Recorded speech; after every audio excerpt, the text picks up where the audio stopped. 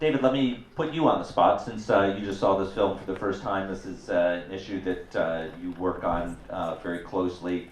I'd love to hear what your thoughts are, how this film captures some of the things that you're working for on a day-to-day basis. So, you're on. Am I on? All right. So thanks all for coming, and thank you, Don, for making this movie. I think it captures. So I represent a lot of the people you saw in the film. Amy with the crazy orange hair, and Marva who cries a lot, and Dr. Parker, and some other folks. And I think it captures the challenges and the that they face and the reasons that they do so really amazingly. And it makes me want to be a better lawyer actually watching the film because you're in the Supreme Court. Yeah, well, and let's hope I am a good lawyer. You all saw the views of like our office with the East River and the shoes and all that sort of stuff. And it's we're there a lot and we're in court a lot and we rarely ever get a chance to see our clients at work. And so that was really pleasing. And I think it really captures well, why someone in a place like Birmingham or McAllen, Texas would do this, and then what it is, the sort of almost surreal challenges sometimes that they face, and how they overcome them. So, Dawn, your first film, Gideon's Army, was about defense lawyers working in the South, and then you began work on this project, I think as long as 2 years ago, right? And long before you could have predicted that the release of this film was going to be so timely against the backdrop of a Supreme Court case. What was it that drew you into this topic in the first place? I was in Mississippi, and I like to read the local papers when I'm working someplace. And I read that there was one clinic left in the entire state of Mississippi, one abortion clinic. And I was so shocked by that. And I think of myself as a pro-choice person. I was at that march in the 90s. While we were making it, I kept saying, look for me.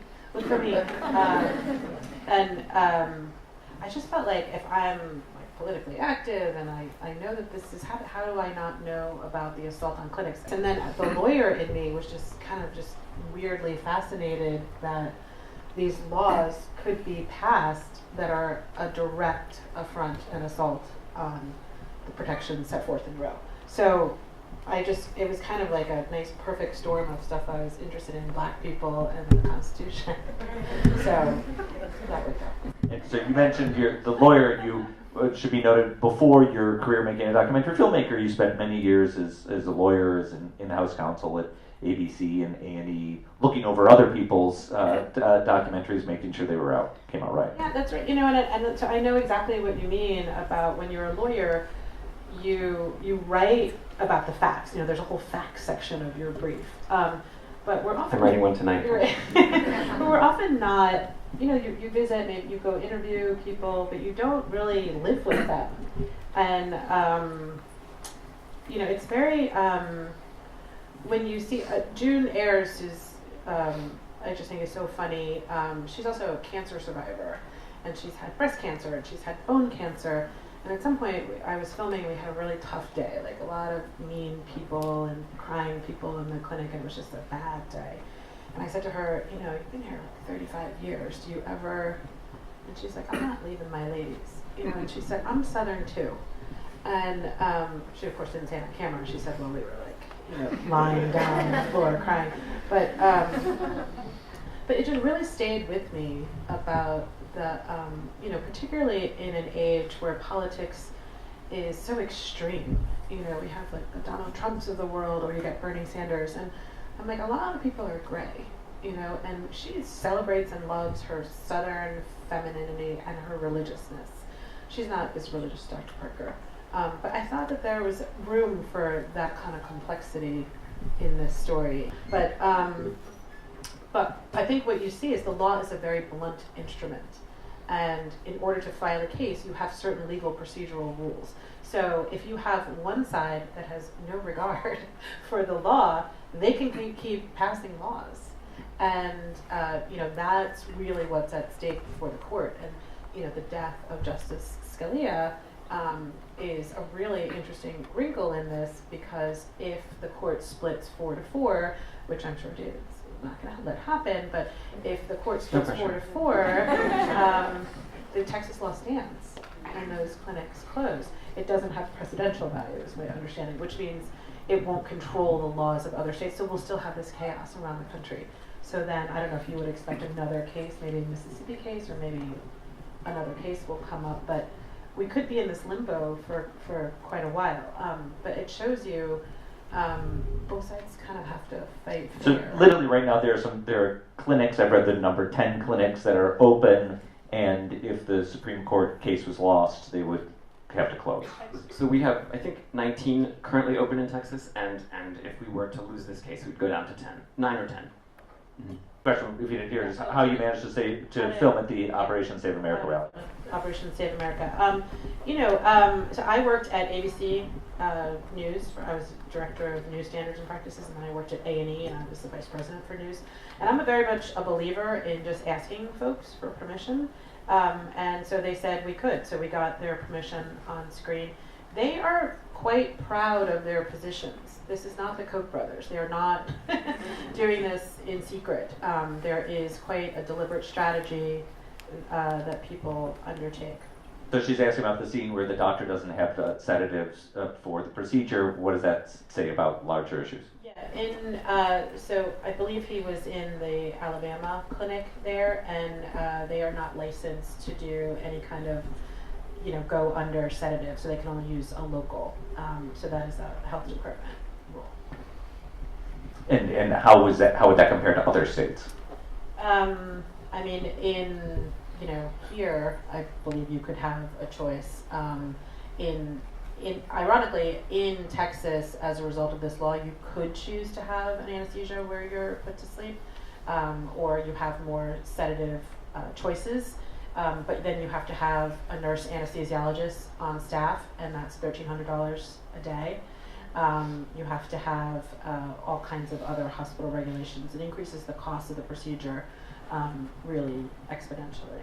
And the law in Texas, as you say, it requires clinics to offer that option, but most clinics can't comply with all the costs, unless they just close together. So they close altogether. So the option effectively is no abortion, right? And there's only about 5 cities in which you have a clinic at this point.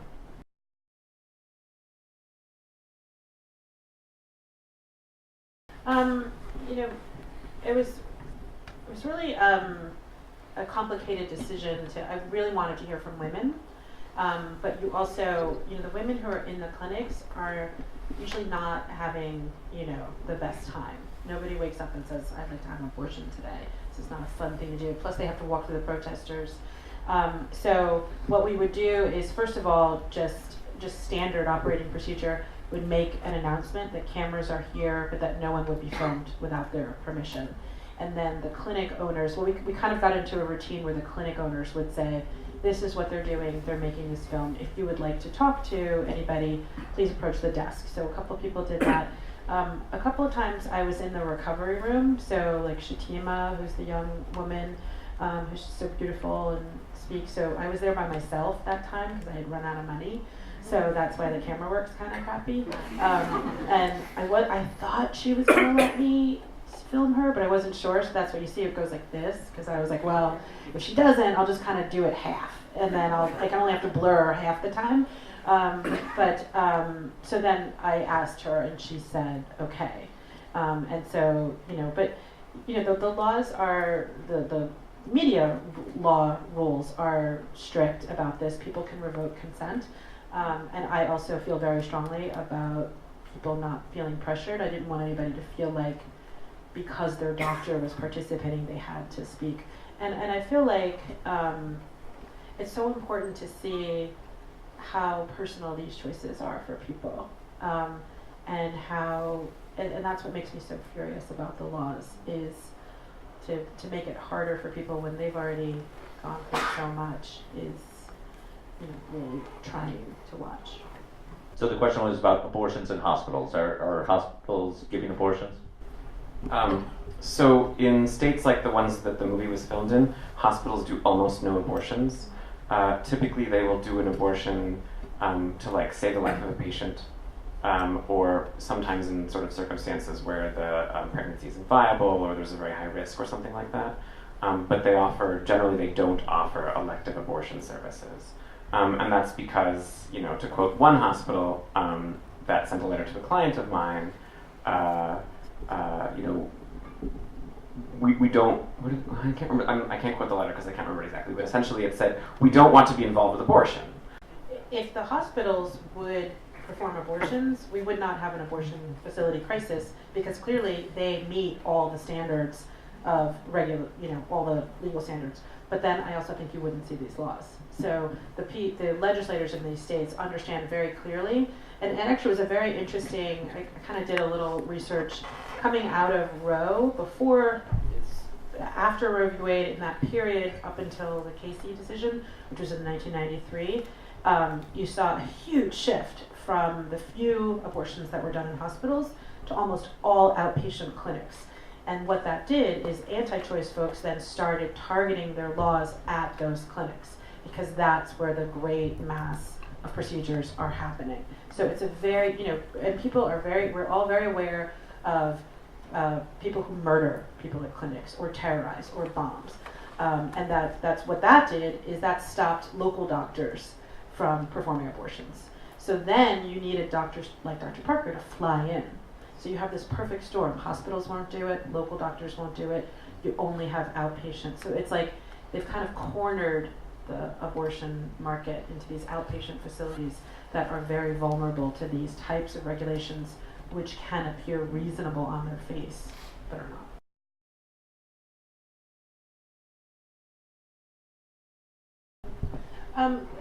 I wrote to a number of people who were passing the laws, and nobody agreed to speak on camera. One person said they would, but we didn't. By the time they said that we would, we were kind of done filming, so we couldn't schedule it.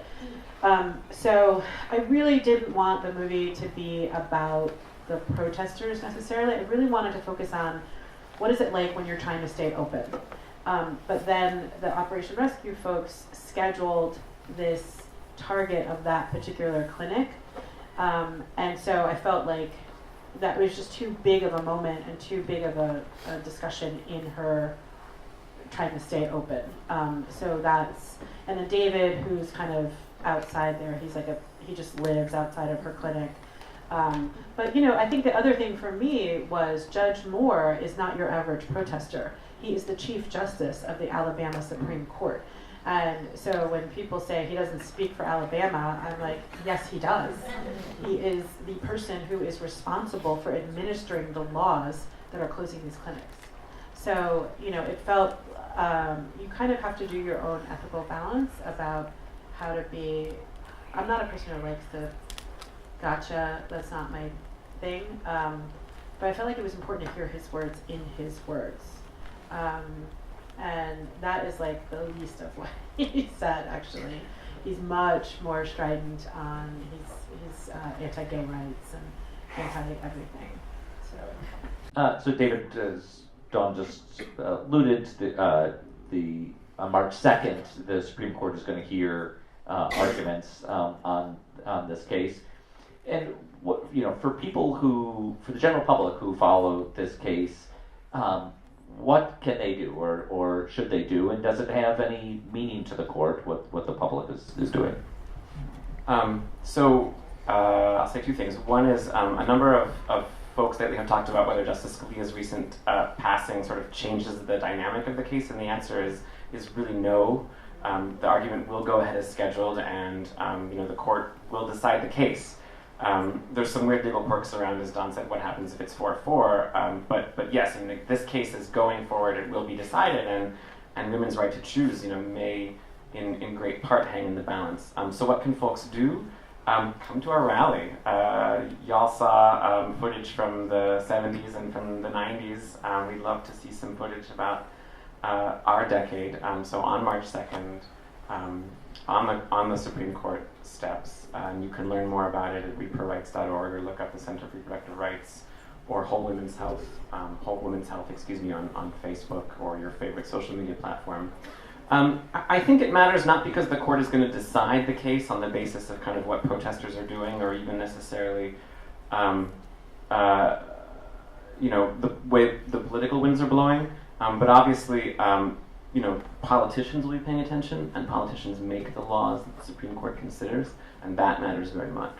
So I think that's the number one, reason why being part of this movement is important.